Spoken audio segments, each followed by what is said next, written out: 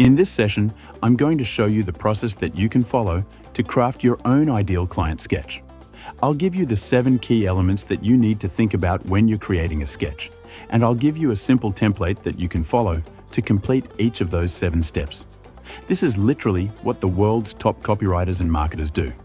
And if you go through this process, do the best you can of building it out, and then you start to apply it. Not only will you find that writing your marketing copy is a lot easier because you're going to be speaking to one person, but you'll find that the results that you get and the impact is far greater as well. Okay, so now let me show you each of the 7 steps and how to complete them. So the first step is pain, frustrations, and fears. And essentially what you're going to do here is you're going to list off all your target markets, pains, frustrations, and fears that you've identified. And the goal here is to make sure that you convert all those things into the emotional negative consequences from their perspective. So again, this comes from doing the research and understanding your market. So you take the pains, the frustrations and fears, and you write them out based on where your target market is at. And again, what you must do is focus on from their perspective, not on your own. That's really the secret. So that's step 1. Step 2 is their perfect world. And the goal here is to list off all the things that would be true if they could wave a magic wand. In other words, if your prospect could get the silver bullet or the magic wand solution to their problem, what would they say would be true? What would they want? What would that look like? So, in this step, you want to outline everything that is if they could overcome their challenge. So in other words, what would it look like? What's their reality? And think about the emotional flip side of their negative consequences. In other words, when you look at their pains and problems, what happens if they don't get those things dealt with? So, what they would use in their words to describe what their perfect world or their perfect outcome would look like. Step 3 is demographics and likes. So, in this step, what you're going to do is list off everything you know about your market. So for example, how old are they? What gender are they? Married? Do they have kids? Do they have pets? What's their occupation? Where are they located? What kind of income level are they at? Where do they shop? What do they like to read? And what do they watch in terms of TV or movies?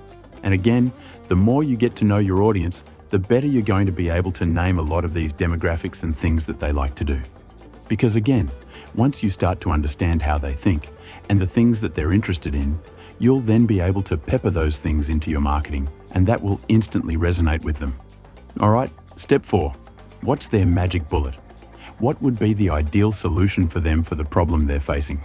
So, it's not so much about what does their life looks like if they solve their problem in this one, but it's more about what is the thing that they wish they could have, and what do you believe they would immediately invest in if it existed, and you could offer it to them.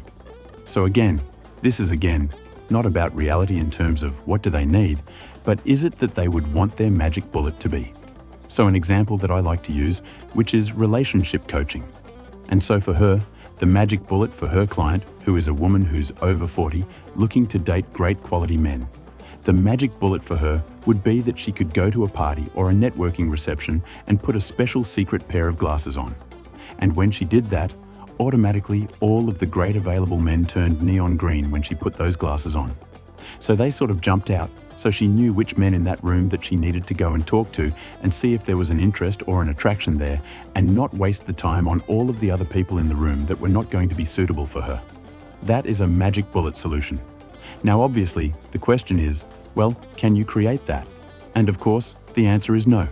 Such a pair of glasses doesn't exist. But what she would do is she would then tell her prospects that she delivers the solution almost like putting a pair of glasses on and having all the available men light up. That's the whole point here, is we want our client or our prospect thinking in terms of what is the magic bullet that they wish they could have. Because if they find it, guaranteed they're going to buy it, and then your job is simply delivering a similar solution or outcome to what they want if they were to use that magic bullet. Whether or not they use the magic bullet, they don't care as long as they get that outcome. So what we're trying to figure out here is what your client or prospect is ultimately interested in buying if they find it. So that's step 4. Step 5 is what I call your 25 list. So here's what you do. You've done the work now on the first 4 steps. So what I want you to do is, from steps 1 and 2, identify the 5 most important or relevant items that you find on your list in each one of those steps. So you'll take 5 from step 1 and 5 from step 2. And in step 3, you're going to identify 10 of the most important pieces of information that you've discovered. And this is about demographics and likes. So take the top 10 that you think are the most important, the most relevant, and pull those out. And then from the last step, choose 5 of the ideas or concepts that you wrote down in terms of the magic bullet solution. And at this point, if you've done this properly, you should have 25 items on this list now. That's why I call it the 25 list. So go through the first 4 steps and pull out the top 5 or the top 10 from each one of those things. And then in step 6, now what we're going to do is we're actually going to choose a name for our ideal client sketch, because the more real that we make this client, the more powerful it's going to be for you to create messaging, because you can think of them as a human being. So, based on everything that you know about your ideal client, what would that person's name be? Don't pick anyone who exists, create the ultimate ideal client sketch and then create a new name for that person. For example, Barry is 43 years old and he owns a landscaping company, and he struggles to differentiate himself and to avoid competing on price. And there's a whole bunch of things about him that I know. He's got 2 kids, he's married, he's got a dog, he's got a lot of these things, and literally I think of him as a living, breathing human being that I could call, even though that's not true. But when I start doing my marketing, depending on the message and what I'm working on, I literally envision him in my mind as though I'm talking to him, talking to his pains and struggles. And it's incredible how clear and how powerful my marketing gets doing that. So in terms of demographics and age and gender, any of those kinds of things, find somebody on that you think is my ideal client and the name fits them.